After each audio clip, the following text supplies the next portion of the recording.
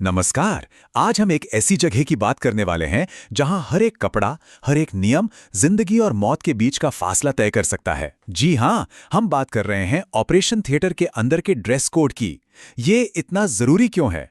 तो चलिए इस सर्जिकल कवच की एक एक परत को खोलकर देखते हैं। और ये बात ये सीधी सीधी बता देती है कि मामला कितना गंभीर है। देखिए, ऑपरेशन थिएटर में अनुशासन से बढ़कर कुछ नहीं होता। यहां जरा सी भी चूक की कोई गुंजाइश नहीं होती, क्योंकि दांव पर किसी की जिंदगी लगी होती है। देखिए, ऑपरेशन थिएटर जो होता है ना, वो एकदम कंट्रोल माहौल होता है, पूरी तरह से रोगाणुहीन, मतलब स्टेराइल। अब दिक्कत यह है कि हेल्थ केयर वर्कर्स को पता भी नहीं चलता और उनकी स्किन पर, बालों में या कपड़ों पर छोटे छोटे सूक्ष्मजीव हो सकते हैं जो मरीज के लिए एक बहुत बड़ा खतरा बन सकते हैं। तो एक बात साफ समझनी होगी, ये जो ड्रेस कोड है ये सिर्फ एक यूनिफॉर्म नहीं है।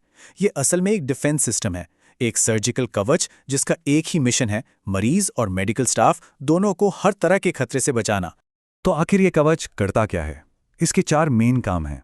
पहला, ये ऑपरेशन वाली जगह को किसी भी बाहरी कीटाणु से बचाता है। दूसरा, ये सर्जरी के बाद होने वाले इन्फेक्शन के रिस्क को कम करता है। तीसरा, ये डॉक्टर्स और नर्सेस को मरीज के बॉडी फ्लूइड से बचाता है।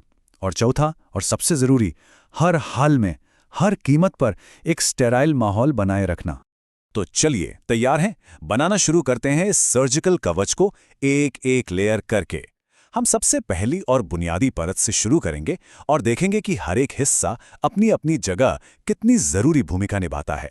तो हमारे इस कवच की जो सबसे पहली, सबसे बेसिक लेयर है, वो है सर्जिकल स्क्रब्स। ये वही खास नीले या हरे रंग के कपड़े हैं जो ओटी में मौजूद हर स्टाफ मेंबर पहनता है। समझिए, ये हमारी सुरक्षा की पहली दीवार है। और मजे की बात यह है कि स्क्रब्स की हर चीज बहुत सोच समझकर डिजाइन की गई है। ये ढीले ढाले होते हैं, इन्हें आसानी से स्टराइल किया जा सकता है।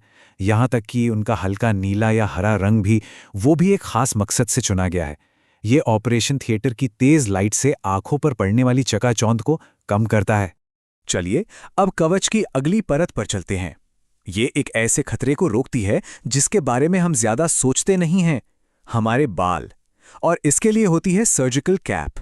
हमारे बालों में बहुत सारे माइक्रो ऑर्गेनिज्म हो सकते हैं, इसलिए एक अच्छी सर्जिकल कैप सिर के सारे बालों को, यहां तक कि दाढ़ी को भी पूरी तरह से कवर कर लेती है, ताकि कोई भी कण गलती से भी ऑपरेशन वाली जगह पर न गिरे। ठीक है, सिर ढक गया। अब बारी है हवा में मौजूद खतरों की, जो हमें दिखाई नहीं देते, और इनसे हमें बचाता है फेस मास्क, हमारी तीसरी परत। देखिए, मास्क का काम डबल होता है। एक तरफ ये हमारे बोलने या सांस लेने से निकलने वाली बूंदों को रोककर मरीज को बचाता है, और दूसरी तरफ ये किसी भी तरह के छींटों से मेडिकल स्टाफ की भी सुरक्षा करता है। और हाँ, ये बहुत जरूरी है कि इन्हें हर सर्जरी के बाद या गीला होने पर फौरन बदल दिया जाए। अब हम आ गए हैं इस कवच की एक बहुत ही जरूरी, बहुत ही क्रिटिकल लेयर पर, सर्जिकल गाउन। इसे स्क्रब्स के ऊपर पहना जाता है, और ये उन लोगों के लिए तो बेहद जरूरी है जो सीधे स्टेराइल एरिया में काम करते हैं। आप इसे ऐसे समझिए कि ये गाउन, ये वो दीवार है जो सर्जिकल टीम और मरीज के खुले घाव के बीच खड़ी होती है। ये पूरी तरह से स्टेराइल होती है, लिक्विड को आर पार नहीं जाने देती और दोनों तरफ से पूरी सुरक्षा देती है। अब बारी है उस लेयर की जो सीधे कांटेक्ट में आती है, सर्जिकल ग्लव्स यानी दस्ताने। इनका काम ये पक्का करना है कि जो हाथ मरीज को छुएंगे वो पूरी तरह से जर्म फ्री हों। अच्छा, यहां पर एक बात समझनी बहुत जरूरी है। हर दस्ताना एक जैसा नहीं होता। जो ग्लव्स सीधे सर्जरी में इस्तेमाल होते हैं वो पूरी तरह से स्टेराइल होते हैं, जबकि ओटी के अंदर ही दूसरे कामों के लिए नॉन स्टेराइल दस्तानों का इस्तेमाल भी होता है। और लीजिए, अब आती है हमारे इस स्टैंडर्ड शील्ड की आखिरी परत, जो सिर से पांव तक की प्रोटेक्शन को पूरा करती है। ये हैं शू कवर्स, जो फर्श से आने वाले कीटाणुओं को रोकते हैं। शू कवर्स का काम सीधा सा है। ये बाहर के जूतों से आने वाली धूल, मिट्टी और कीटाणुओं को ऑपरेशन थिएटर के फर्श पर फैलने से रोकते हैं। इस तरह ये बाहर से आने वाले इन्फेक्शन का आखिरी रास्ता भी बंद कर देते हैं। तो हमारा बेसिक शील्ड तो तैयार हो गया, पर क्या हो अगर खतरा ज्यादा बड़ा हो, जब ये कवच काफी ना हो? यहीं पर एंट्री होती है पर्सनल प्रोटेक्टिव इक्विपमेंट की, यानी पीपीई की। ये खास हाई रिस्क सिचुएशन के लिए एक एक्स्ट्रा लेयर ऑफ प्रोटेक्शन है। तो ये कौन सी सिचुएशंस होती हैं? जैसे कि जब खून के संपर्क में आने का खतरा बहुत ज्यादा हो, या मरीज को कोई फैलने वाली बीमारी हो, या फिर कोई ऐसा प्रोसीजर हो जिससे हवा में बारीक कण फैल सकते हैं। ऐसे में फेस शील्ड या खास चश्मे जैसे एक्स्ट्रा पीपीई का इस्तेमाल जरूरी हो जाता है। लेकिन देखिए, ये कवच बनाना ही काफ़ी नहीं है। ये काम तभी करेगा जब इसे सही तरीके से इस्तेमाल किया जाए। इसीलिए इसे पहनने और उतारने के कुछ बहुत ही सख्त नियम हैं। और ये नियम कोई छोटे मोटे नहीं हैं, हर एक के पीछे एक बड़ी वजह है।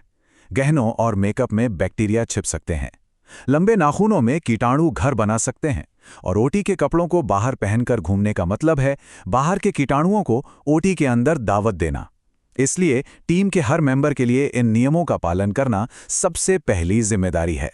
तो हमने ये पूरा कवच परत दर परत समझ लिया, पर सबसे बड़ा सवाल अब भी वही है, इसका इतना सख्ती से पालन करना आखिर क्यों जरूरी है? जरा सोचिए, अगर इस सुरक्षा कवच में जरा सी भी चूक हो जाए, जरा सी भी दरार आ जाए, तो क्या होगा? नतीजे बहुत गंभीर हो सकते हैं। सर्जरी के बाद इन्फेक्शन का खतरा बढ़ जाता है। एक मरीज से दूसरे में इन्फेक्शन फैल सकता है। मरीज की हालत और बिगड़ सकती है। मतलब साफ है, कवच में एक छोटी सी भी दरार का मतलब है कि मरीज और मेडिकल टीम दोनों की सुरक्षा दांव पर लग जाती है। और आखिर में बस यही बात याद रखनी है, ओटी ड्रेस कोड सिर्फ कुछ नियम नहीं है, ये अनुशासन और सुरक्षा का एक वादा है। ये एक ऐसा कवच है जो हर दिन, हर ऑपरेशन में न जाने कितनी जिंदगियों को चुपचाप बचाता है।